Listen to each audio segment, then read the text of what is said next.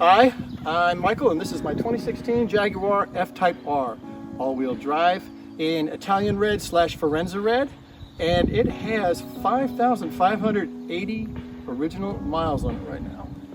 The main reason for putting together this video is so that I can do a walk around and basically allow you to see the car close up, once a little further away, another round much closer to give you an idea of just how straight the body panels are. You're going to see no rock chips anywhere on the car, no rock chips on the bumper, nothing wrong with the glass or the roof.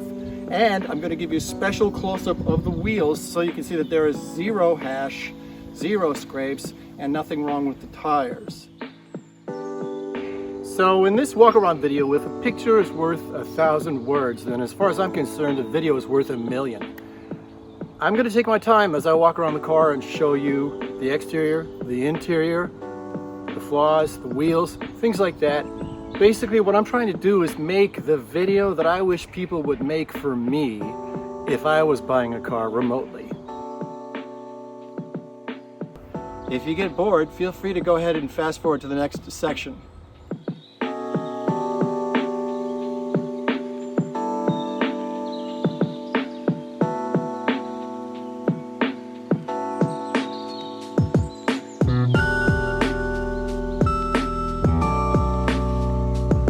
One thing to bear in mind if you're bidding on this car, it is a 2016. There's been a lot of 2017s up for auction lately, but when I put my head together with the other guys on the Jaguar forum, none of us could come up with any fundamental differences between a 2016 and a 2017.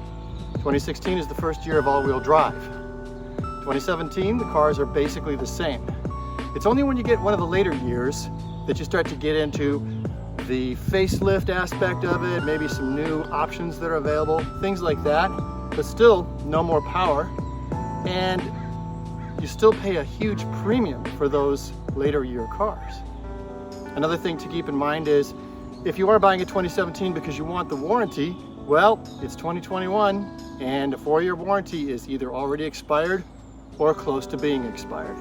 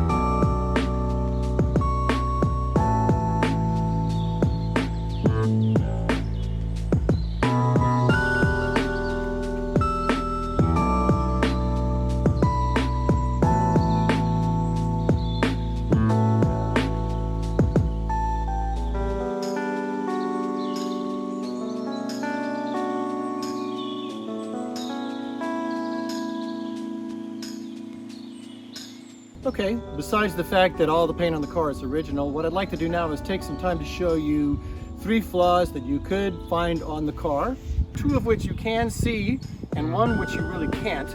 One of them is the lower top edge of the rocker panel on a lot of these cars has a little teeny bit of a paint failure, which if it were handled under warranty, Jaguar would have taken care of it. In this particular case, I bought it when it was out of warranty. So here we have on the steering wheel, there is a little bit of a paint flake right here on that button. done by the previous owner. I liked that when I got it. The good news is, I bought this guy to replace it. It's a bit of work to install it. I'm going to leave that up to the buyer. The front soft plastic spoiler underneath the car is scraped up. It wasn't me, it was the previous owner.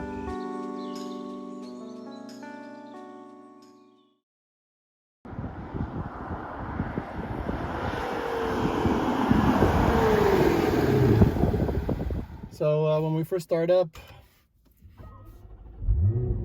it gives a little bit of a burble. I would never get all over the car when it's not warm, and this car actually is warm. This is just with the sport exhaust closed. I mean the regular exhaust closed. Here's with the sport exhaust. And it's only going to let you rev up to about 4,000 RPM. There's a limiter when you're at neutral. Put it in drive, the car's fully warm, a little bit of brake, and here's a little 0 to 60 run for you. There it is, right there, and it just keeps going. It's got hellacious pull, and it's the all-wheel drive that does that for you. I've got a V10 M6 that I've supercharged that's got 650 horses, and all that would do is just lay down a giant patch and not really go anywhere. So the thing that I like about it, and you probably heard that during the run there, was just, and by the way, that wasn't even in sport mode, so I'm going to put it in sport mode and do another one real quick. Here we go.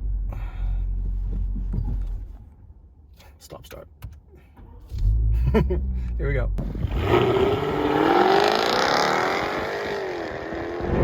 There it is, 60.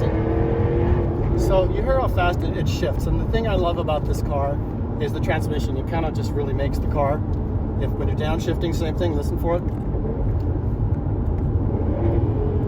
I mean, it's just extremely quick.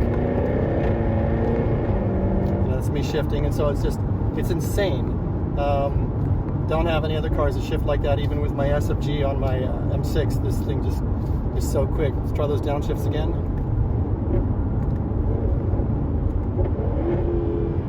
It's awesome.